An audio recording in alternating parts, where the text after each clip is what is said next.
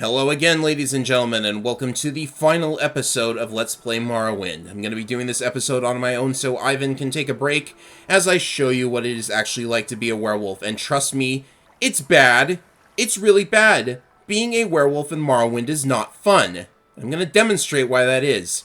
I have loaded a save that is just after getting infected at the end of the werewolf attack on the Skull Village. I'm not going to keep this save file for any reason. So, I just have to wait until the transformation takes hold. It will take hold 3 days after you get infected, and it is possible to get infected early by encountering a random werewolf on the island. Which I guess means you could skip to this part of the main quest if you wanted to. But in any case, we just have to rest until the transformation takes hold. So, if you can get interrupted in your sleep, that's not a big deal. Just dispatch the enemy, and then keep going. Or not going. You are technically just sitting there. The werewolf path involves a lot of waiting. Also, I had a level waiting for me, so I took that as well.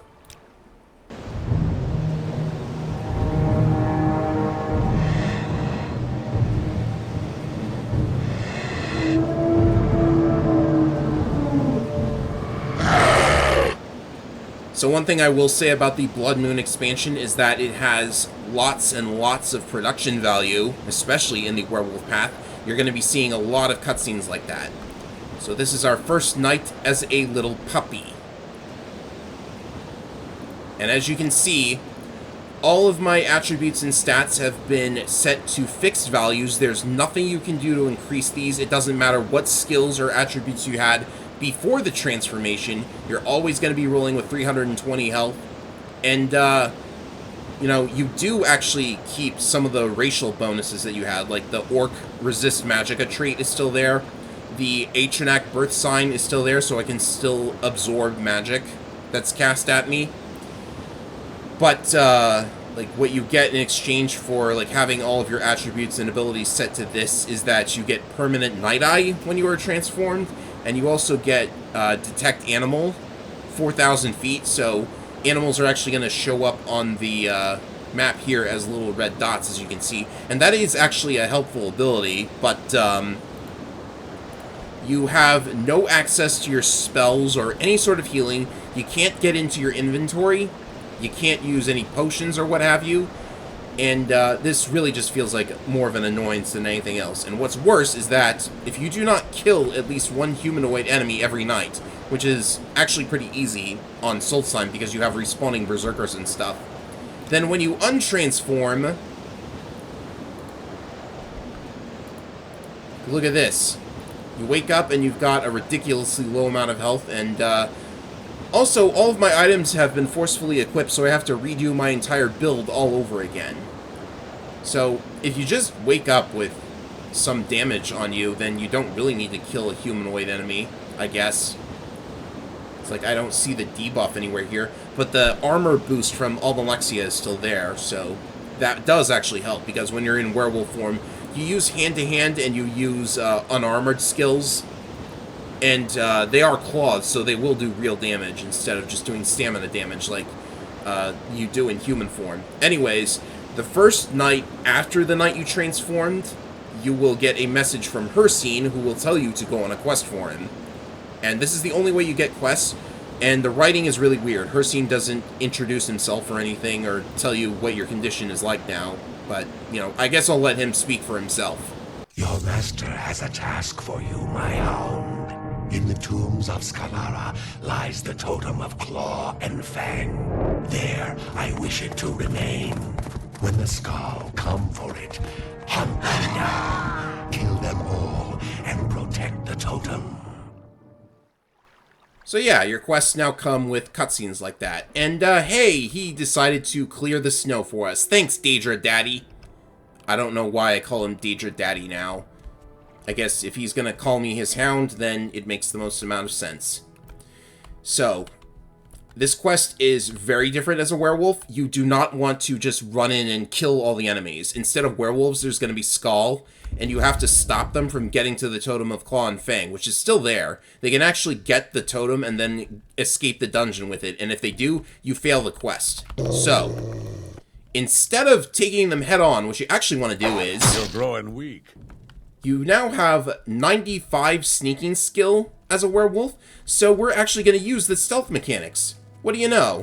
You're growing weak. Oh, he didn't get sneak attacked, so never mind that. If you fight all of these guys like this, then you're going to take a lot of damage. Luckily, after you kill one enemy, you do recover 1 health every tick as a constant effect. But that's very slow, and the enemy could always catch up to you. So, doing this the sneaky way is the best, because you can't recover your health any other way. And at the very least, demonstrating how sneak attacks works. I didn't do this throughout the entire main playthrough, because sneaking in Morrowind is really bad, in my opinion. Like, you have to have a ridiculous amount of sneaking skill before you actually start seeing results. And pickpocketing, especially, is completely awful in Morrowind, so I just never do it. But hey, if I get to show off my sneaking ability here, at least when the game lets me. If you're not interested in the stealthy approach, get used to ducking in and out of their melee range. Because with your amount of speed and athletics, you actually can do that very easily. So apparently I not only have detect animal, I have detect humanoid as well. Or at least detect animal including detect humanoid? I don't know. I don't know, okay? Now this is fighting. I have no idea how they're able to taunt me as they go down, dying, because I clawed them in the back. Oh, there's a moving enemy. See, they will actually go for the chest. This is actually a very interesting variation of the non-werewolf version of this quest. They will actually go for that chest, and they can actually pick it up. Maybe he will do it before I get him. No, he doesn't.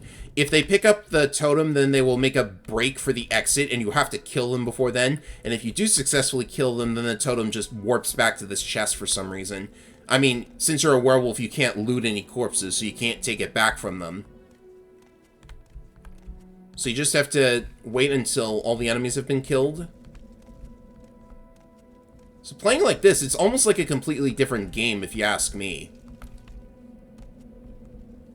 Because suddenly it just doesn't feel like an RPG anymore. It actually feels like Metal Gear or something. Because, like, when you're a werewolf, it's like you're a completely different character. Maybe I'm Sniper Wolf. No, I would need a bow for that. You're growing weak. And this one just didn't get sneak attack for some reason. I don't know what I did wrong. Also, these claws, they really do a number on the enemy's armor, so you can actually see things like their shields breaking and stuff for sometimes.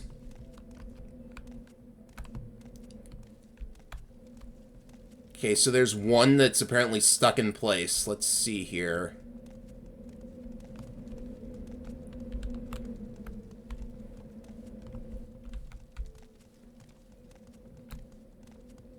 What is he doing? You will die where you stand. Yeah, if you thought stealth was broken in Oblivion or Skyrim, you've never seen stealth in Morrowind. I don't know why people complain about the stealth in Oblivion and Skyrim being broken. It was broken here too.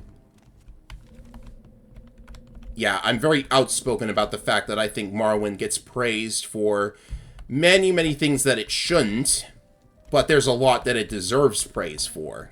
Kill the beast. Oh, uh-oh.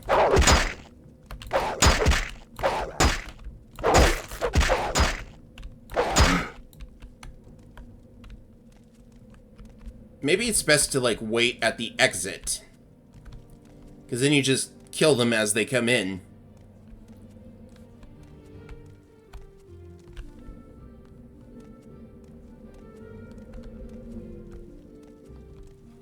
So at the very least, this is an interesting take on this quest. It's just...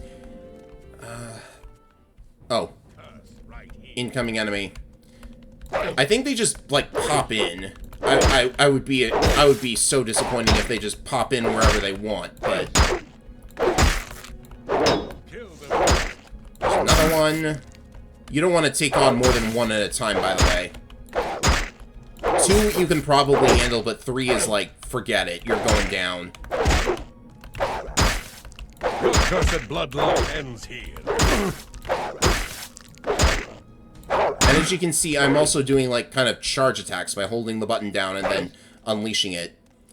Also, when my character holds out his paw like this, it's almost like he's doing kung fu. But who ever heard of a kung fu werewolf, am I right? Right, so that's all the enemies gone. We can now leave. And we have to wait for night to fall yet again in order to get the reward from her scene. So as I make my way over to the exit, I will simply wait. Also, I think you can do this quest in human form if you just wait for the transformation to wear off. But again, you'd have to put all your equipment back on. You have performed well, Hound. The totem is undisturbed for now, and your master is pleased. I grant you this boon to aid you in your hunt. Your claws are now as sharp as the edge of my spear. Let all who would stand before you feel their edge. We will speak again. And now we do more damage with hand-to-hand attacks. Imagine becoming a werewolf and not getting that quest, or failing it, because then your werewolf form is just not as good as anymore. So we have to wait for night to fall again in order to get the next quest after this. Also, you gain no experience while you are in werewolf form. Your skills do not increase. Nothing. So, like, feels like a waste of time if you're trying to progress your level. It is time to serve your master again. The totem was stolen while the hounds slept, and the Skull prepare to hunt the spirit bear this night. Hunt the hunters and slay the beast. Okay, I had to look up how this particular quest works. It's really bad, again. Because the game doesn't really explain how it works. But again, we have to go to the... Oh, by the way, you can hear Juriel breathing, making werewolf noises as he goes. So we need to go to the west side of the lake again. I'll just avoid all the enemies. They'll give up and go away.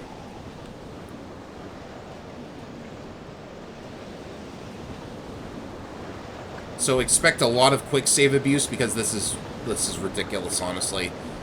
Right. West shoreline of the lake. Don't go in the water. I don't know how that's going to affect, like, my fur or anything. Okay, wait a minute. If I'm in the water, then I can't use water walking. Okay, I can just get out this way. Good. Okay. So there's a campsite over there. And the way this works is that enemies, skull enemies specifically, are going to spawn at the campsite. So you need to get in there and just keep killing them until the spirit bear appears. And apparently I can't sneak up on the guy. I have 95 sneak, but it just wasn't working. I've got the cure for your curse. Also, they're strong. They're very, very strong. So what I suggest doing is, like, killing a couple of them, and then heading back, and then quick saving so that your progress with them is saved. Wait for them to show up again, and then go at them. They show up at these little campsites with the fires. Is there another one over here? Looks like it. You're growing weak. See, he just detects me. The guys inside the dungeon couldn't do it.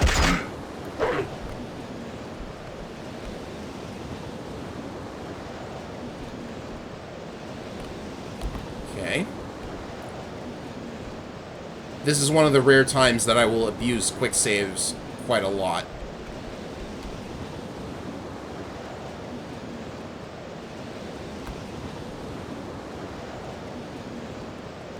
Ah, you can see their campfires in the distance as well. So, like, the journal doesn't really mention anything about what you're supposed to do. Just keep killing these guys until they are down. And hopefully you don't get hit. Don't aggro too many at once. You know the drill. You need to be very careful when approaching these guys. I think there's one here. Yeah, that looks like it.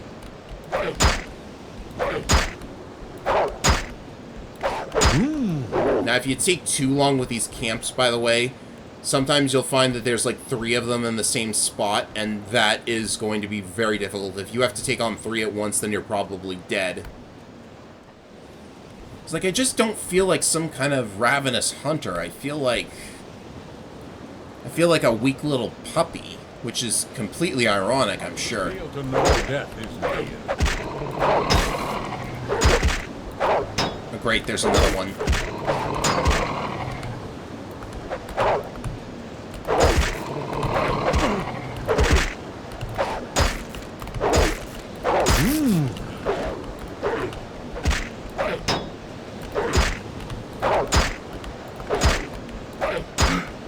Okay, that was close.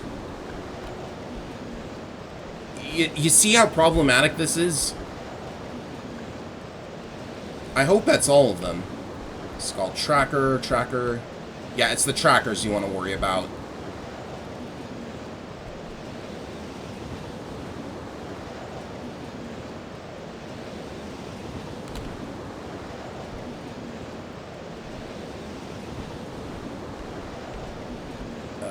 Normal enemies. Sometimes you can get confused and run into the regular enemies instead.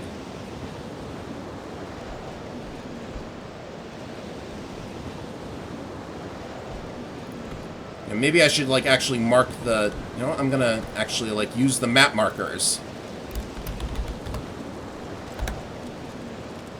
I'm actually gonna use this, map note thing that I literally just found about at the tail end of the last episode. Been playing for 20 years, and I never knew you could do it. I will bathe in your blood. Oh, you know something, though? You know something? That note is probably gonna cause me to get confused. Because I'll mistake it for an enemy.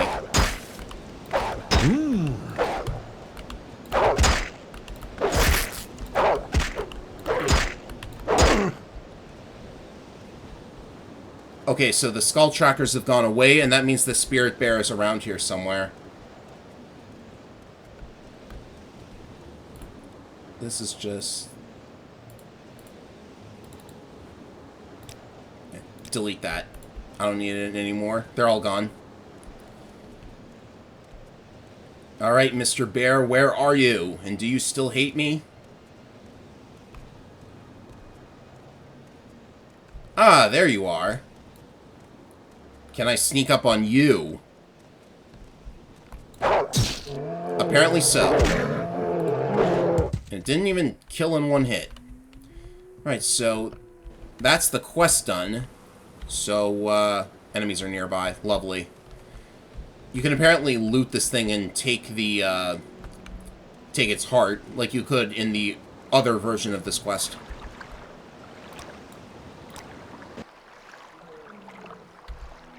And we'll just wait to get our reward from Daedra Daddy. Your master is well pleased. The Skull find no fortune with their god.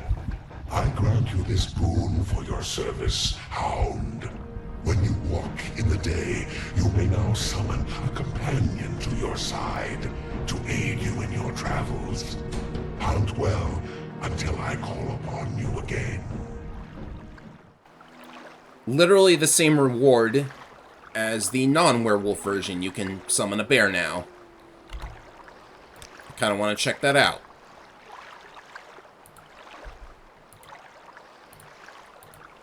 It's weird. When you untransform, you have to just sit here and wait for the thing to come up. Okay, so, is it like call or summon? Summon Bone Wolf. Okay, so it's not a bear, actually. It's a Bone Wolf. I misread the, I misread what the wiki said. Let's check this out, actually. Yeah, it's a Bone Wolf. Not much to it. But nothing to do but wait until her scene gives us the next quest. I have another task for you, Hound. There is a castle of ice to the north, under siege from within by renegade servants. I have need of the master of this castle, and I do not want him distracted by this foolishness. Go there, kill the rebels, and end the siege. Off to Castle Karstag, all the way up in the north. West. Alright, Castle Karstag. I've arrived from the backside because I was being weird and forgot where this place even was. It's nowhere near the glacier that is marked on the map. It's actually just a little bit to the east. So this time around, the front doors are open. And as we enter, it's that Rakeling who was our enemy last time, but we must kill all of the Grawl in the castle just like last time. Oh, there it is. I completely missed this. It's completely on me. I'm just tired of this, honestly. Alright, you know what? I'm gonna... Pains me to do this. I was gonna, like, show off all these quests in werewolf form, but, like, you just get penalized big time. So, if you don't go and kill a human, so I'm gonna, like, put on all of my equipment again. Alright, so I've reverted back into my orc form, and I've decided that I'm just gonna do this quest as a non-werewolf, which you can do. You can actually wait for the transformation to wear out, and you'll still be able to do the quest this way. So, here we go. I'm just gonna do the same thing again. I mean, I guess it's more fun. Maybe it doesn't take as much time when you're a werewolf, but, you know, this is what I'm used to, so it's good to have, like, something refreshing. I'm just tired. I really am. I thought this was gonna be, like... What is hitting me? What is hitting me? I guess this guy is. You know, I thought, like, re-experiencing the werewolf version of the questline would be more fun, but it turned out that it wasn't. So, sorry, I'm going to have to just do it the normal way. I don't even have my detection anymore because I'm not a werewolf. Are they just whacking me by just looking at me funny? Also, I should really have the Ring of Azura equipped. At least now I can heal, right? Also, they broke my boots again. Some things never change. Okay, give me the, Hope's Fire. Which is electric for some reason. Because look at how fast this swing speed is.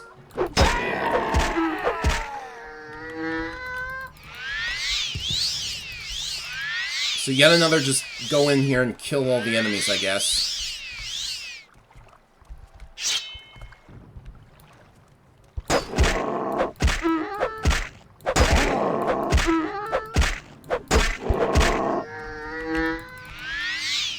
So hilarious how you had to kill all the Grauls the last time, and now you're just doing it again this time.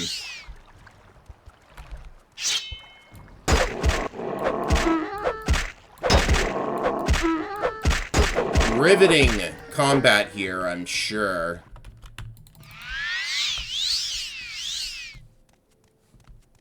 So sick of putting those boots on. At least the werewolves don't need boots.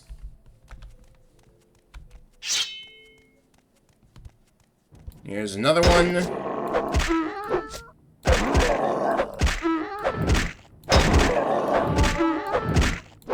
At least you gain skill ups.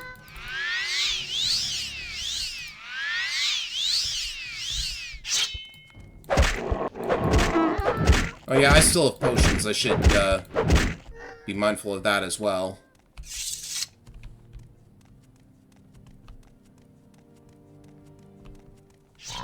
Oh, hello.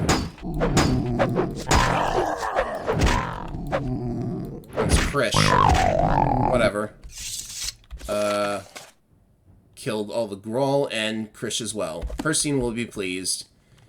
I hope he's pleased. I guess we can just wait here for the last leg. You have ended the siege at Castle Karstag, and your master is well pleased with your efforts. You have served me well, and I offer you this gift, the Hunter's Wind. May you never tire in your hunting, my hound. I will seek you out, should I need you again. Is that some sort of stamina boost? I could really use that. Not that I see. Anyways, that is the third and final quest that differs depending on whether you're a werewolf or not. So all that remains now is to wait for Herstein to take us to the hunting grounds. Which means... I think I actually have to get out of the castle, so... might as well take care of that. There's the back entrance. It is unblocked, right? It's actually blocked. Okay. I suppose I can just... like, recall as soon as I'm out.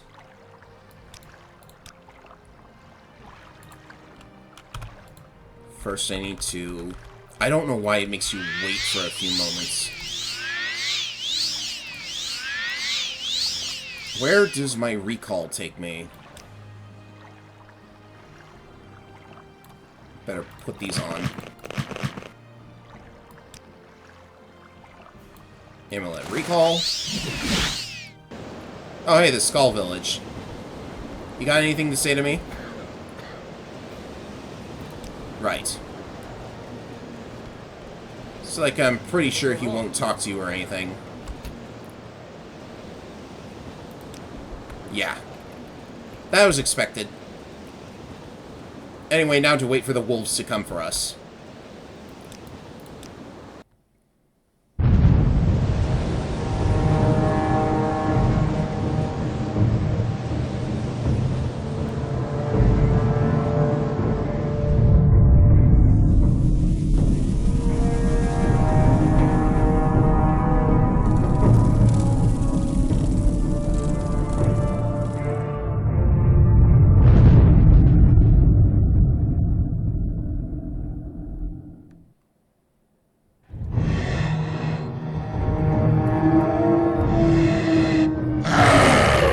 One more of those for good measure. Alright, ladies and gentlemen, I'm really exhausted, but here I am in the final quest of the Bloodmoon main quest. It is basically exactly the same, whether you're a werewolf or not. I've already demonstrated all of the weaknesses of being a werewolf, and this quest is basically ridiculous either way. But I did want to demonstrate a couple things. First, if you get here as a werewolf, you can just wait in here for the transformation to wear off, and then you can proceed as if you were not a werewolf. If you show up in your werewolf form, then all of the NPCs that normally would have helped you are going to just attack you. But there was one thing I wanted to try. At the end, you have the 3 options of which final boss to fight, so there's no real difference, but there was just one more thing I wanted to try. So, first things first, I'm going to enlist Carius' help here. And I did confirm that if you go invisible, you can sneak past the werewolves, but once they detect you, there's nothing you can do. They will not be affected by Invis or Chameleon anymore. So first, let's get rid of this guy, because I want to see about something. Ow, ow, ow, ow, ow, ow. Do I have potions? I hate that they do so much damage. It's ridiculous. I've got a quality restore health, and I've got some restore healths here.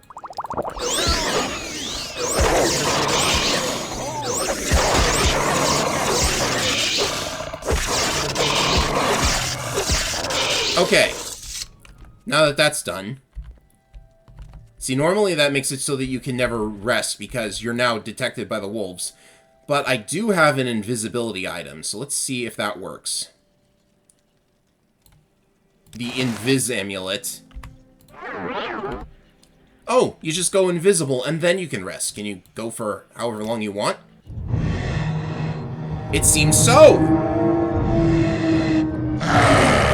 I've got a bone for you. Yeah, and of course it's going to be. Okay, so it seems that if you need to rest, what you need to do is, even if all of the enemies are dead, what you have to do is go invisible somehow. I wish I knew that. Truth be told, I wish I knew that. Anyways, that'll do it for Bloodmoon, and after a short break, I'm going to go back into my main save and show off some more stuff before I conclude the playthrough for good. Alright, so after a short rest, we are back in Balmora on the completed save. And I'm going to demonstrate a couple of things that I did not do in the main playthrough because there are certain tricks in Morrowind that I would consider overpowered, so I avoided using them. And some of them have been patched out by the code patch.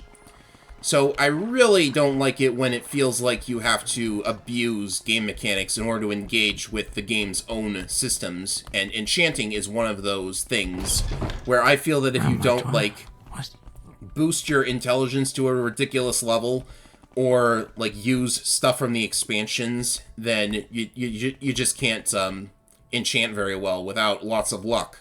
Or maybe lots of intelligence boosters. So I am looking for the Spellmaker. Where is she? There you are. So, in Tribunal, you can pick up a Fortify skill spell. This is not found in the base game because it would actually be ridiculously overpowered if you could fortify, say, your enchant skill for 2 seconds. Because this is actually a way bigger boost to your ability to enchant. You just fortify 100 points for 2 seconds. We can also do our intelligence and even our luck at the same time. But I'm pretty sure that you could just take multiple Fortify Intelligence effects. Yeah, and that would actually be better than fortifying your luck. I deliberately avoided doing something like this because, you know what? Actually, forget the intelligence. Fortify Enchant itself multiple times. It's like, I'll show you how ridiculous this is. As soon as I have a good item to enchant, I'm going to pick up one of those.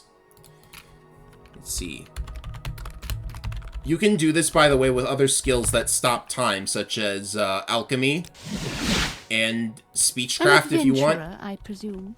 And even mercantile, because if you fortify your mercantile and then stop time by talking to someone, then you can barter with them all you want and get lots of money, or get stuff for dirt cheap, or you can even use mercantile to reduce the cost of training. I tried this with the alteration skill here. At my current level, it would be 475 gold. The mercantile, when fortified by 100 points, reduces it to under 300, which is still kind of expensive. Like, I'm not going to spend time getting a bunch of alteration skill points. I wanted to do that because, like, I was trying to increase my restoration to 80, because that's what you need to get the highest rank in the Mages Guild. Then I realized that restoration is not a Mages Guild skill. Actually, alteration is. So I would need to get that to 80, and I just thought, you know what, forget it. Who even cares? What you're allowed to do is duel the Archmage for his ridiculously good amulet. It's the Necromancer's Amulet, which is a legendary item that gives you, like, a super boost to some of your skills, I think. It actually belonged to, I think, Mana Marco from Elder Scrolls 2, so that's kind of interesting. I wonder how the Archmage got it. Especially as unintelligent as he is. Anyways, as you can see here, if I take one of my souls and attempt to make an enchanted item, doing something such as this exquisite amulet will do. Say I wanted to make constant effect, or not constant effect, but as you can see, oh, look at this. Summon Golden Instinct for 300 seconds. Ridiculously low chance of actually pulling it off. Forget it. I mean, it's not even going to fit this item anyways. But anyways, negative 350. Well, let's see what happens if I boost my enchant skill. My spell list has gotten so long. Guess that's a testament to how crazy I am. So let's try the same thing. Exquisite Amulet. And Summon Golden Saint. Oh, look at that. I have a small chance of actually doing it. That's how ridiculous this is. Like, an extra 300% chance of actually pulling this off. And you could even, like, if you wanted to make multiple spells and just cast them all at once, that would be something you could do. My restoration is very high, so high restoration actually facilitates this. Anyways, now that I've demonstrated that, let's go and get an actual item to enchant. So I completely forgot in the main playthrough that this area existed, It's literally just south of Balmora, and I'm going to show you precisely how to get there. You cross that bridge, and you head south.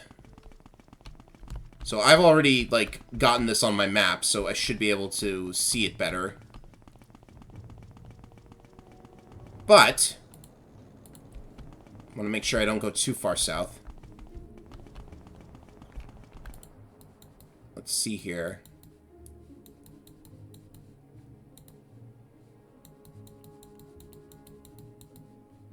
Ah, there we go. I'm going the right way. Yeah, I recognize the area now that I've actually been there.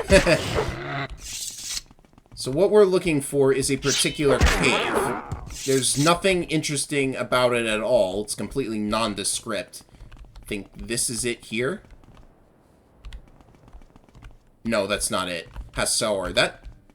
We saw that in the Mages Guild questline, I think. There it is. So north of Hassour, if you see Hassour, you just go here. The Vasir Did-a-Not cave. Did-a-Not? What did-a-not you do? Did you not, I did not hit her? Something like that? Well, I hit those guys. Literally all you have to do is go inside the cave and then come back out. Just by going in, that triggers something in the quest.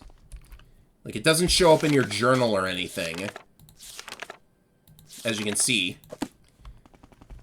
Or do you have to, like, actually go further enough into the cave? Just to be certain, let's head down there. So you can see it's actually an ebony mine. So if you wanted to take some of the ebony and use it to make your own armor, like, there's a vein right there for you. How much is there, actually? The enemies aren't that tough. You could take this at level 1. There's some ebony if you want to take that. But for our purposes, we are going to... By the way, Juriel has Hircine's ring for no reason. That allows you to literally turn into a werewolf at will. I don't know how Juriel got it. I'm pretty sure the idea is that you only get it if you yourself are a werewolf. So, I don't know how I got it. But anyways, Annoying Outlander. I'm going to warp back to Vivek. These guys, they hate me even though they should know I'm the Nerevarine, yada yada yada. I want to get my magic back. Thank you very much. And, I really don't like that they call me scum when I'm the Nerevarine. Come on. So let's see here. I need to be in a particular canton. The one with a haunted mansion. Was it St. Dellen? Let me just be sure. St. Olms. Yes. Very important to get the canton right. See, where is it precisely? Olms. Oh, there we go.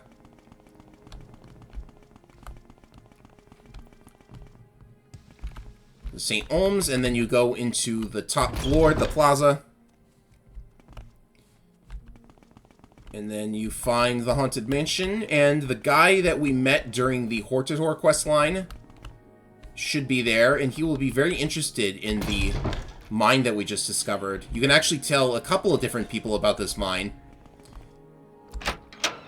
If we head down here to find Drum Barrow is his name. And you should be able to tell him about the mine. Vasir Did-a-Not mine. Would you perhaps know the location of this mine? Yeah, I know the location. Here you go. And he offers you a weapon. So you can pick whatever weapon you want. I will naturally choose the long blade. And there you go, a Daedric Katana. You can get a Daedric weapon as early as level 1 by discovering that mine and then just talking to Drum Barrow about it. And then you'll have a Daedric weapon of your choice. What, Outlander? That is ridiculously, kind of him. And generous. Don't know why he would part with it so easily, but that's literally the best reward you can get. All the other ones are just, you get nothing good anyways. So, now that we have our Daedric Katana, let's, why don't we enchant it? Because now that I have that enchanting spell, should be able to put something nice on it. So, there are a number of artifacts in Elder Scrolls lore, and one of those artifacts is Mephalah's Ebony Blade, which is shockingly not in Morrowind. It's in every other Elder Scrolls game except for Morrowind, so this is a disservice. I honestly think that we should craft it ourselves, or at least craft a cheap imitation, I guess. Also, I'm technically cheating because this is a Daedric blade, and I'm calling it the Ebony Blade. Like, I could get an Ebony Sword if I wanted to, but they're ridiculously difficult to come by. So the Ebony Blade, it does damage while also healing. Basically, like, absorb health. If I had absorb health, I would use it. And yes, I am using the nelxxz soul for reasons. Now, this isn't what I want to do. I should be looking at restore health on self. And you can see that, like, we basically have no chance of amount of gold to buy this enchantment. That's the chance of it working. I guess somebody modded that and didn't change it back. But, yeah, damage attribute. It should probably just be like a... Nah, it shouldn't be null element because that'll get resisted easier. Fire damage. Fire damage? No, I'm actually... Like, the Ebony Blade doesn't have an element, so... You know what, I will just make it, I don't have generic damage health. What am I doing? Frost. I have to have Frost, right? Let's make it Frost. So this should attack and heal me at the same time. Of course, I have to be very careful about what I do with the magnitude here. So yeah, not exactly the strongest enchantment, but a Daedric Katana really can't hold that much. So I might be insulting Mephalah with this, but... You know, no matter. I'm trying to recreate her weapon here.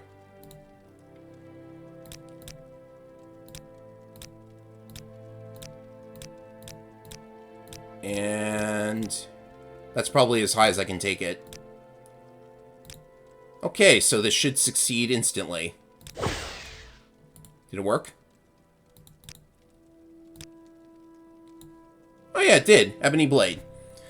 So that's another thing that's really great about Morrowind is, like, getting the components to make this magic item that I just made. It was kind of a quest in of itself. Well, I mean, I technically did a quest to get the Daedric Katana, but the soul came from Almalexia. I had to get Azura Star. I had to get the Daedric Katana to make this, and then I had to use a spell to make myself good enough in enchanting to make this. This is one of the examples of emergent gameplay. This wasn't part of a quest. I just went on a journey to get the components myself. So that's a really nice thing about Morrowind that people talk about, as they should. Yeah, I would really like to have an enchanted shield as well. I have a glass shield around here, don't I? So, now that we've got Mephalah's weapon, kinda, I say we should maybe, I don't know, use it to exact revenge on the person claiming to be her anticipation, or whatever the heck he calls it. As I said, it is totally possible to just go into Vivek's palace and kill the guy himself. And then you would start like an entire alternate path to the main quest. The ending of the main quest. And like with Almalexia, Vivek can be soul-trapped. And he also has unique dialogue if you killed Almalexia, so I'll show that off too. Or you can just play ignorant. That is very sad. I presume she killed Sothasil. I thought she might harm me, and I presume she tried to kill you, Nerevarine. It is all very sad, but death comes to all mortals, and we are all mortal now. In time, death will come to me, Nerevarine, perhaps even at your hands. It is futile to deny one's faith, but nonetheless, I'm afraid I find it all very, very sad that it should end this way, something that began in such glory and noble promise. You backstabbed Nerevar, come on. Well, he's right about one thing, though. I'm here for you, Vivek! As soon as I get in range. Oh, what's this? Oh, geez, okay. Maybe it was foolish to think it would be that easy, but, you know.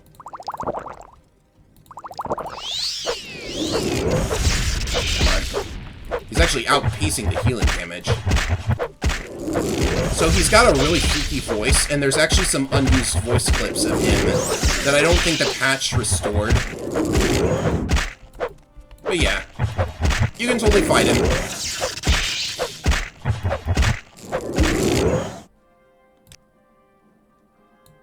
Wait a minute.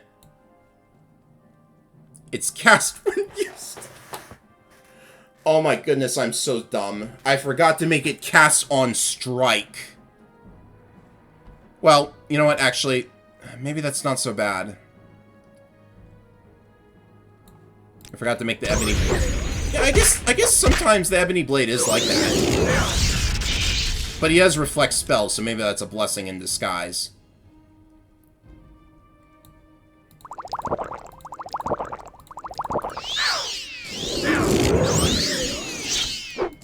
Alright, it doesn't really matter that much anyways. It's just, I'm doing this because what better way to cap off a Morrowind playthrough, right?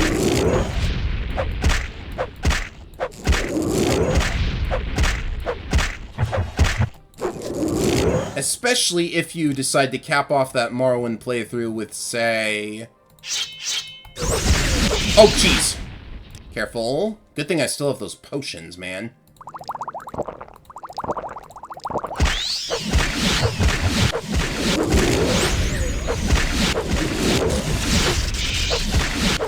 Come on.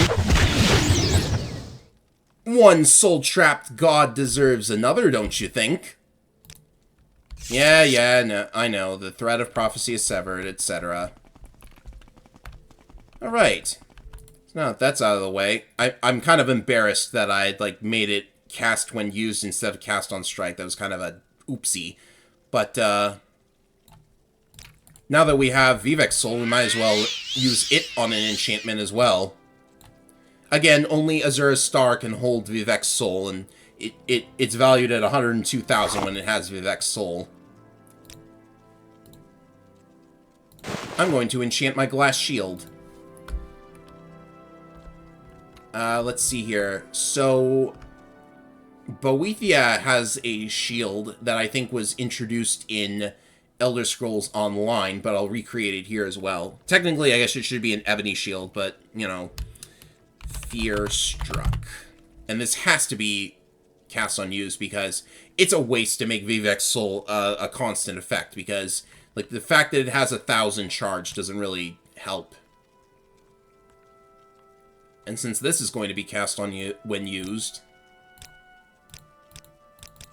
I can afford to make a lot more health restoration.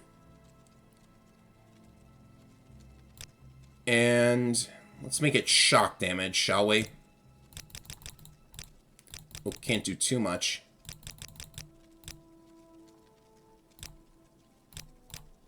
You can even go on target if you want.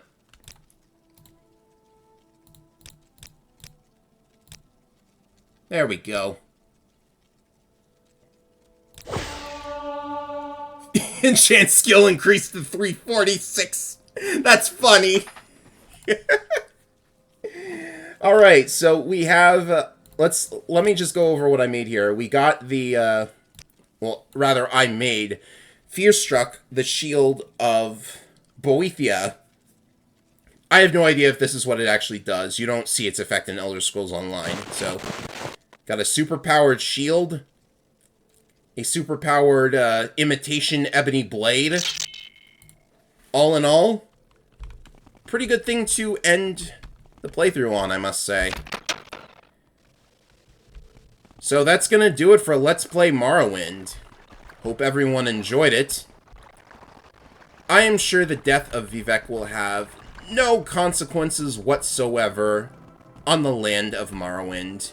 It's a nice place. Be a shame if something happened to it. I'm sure nothing could possibly...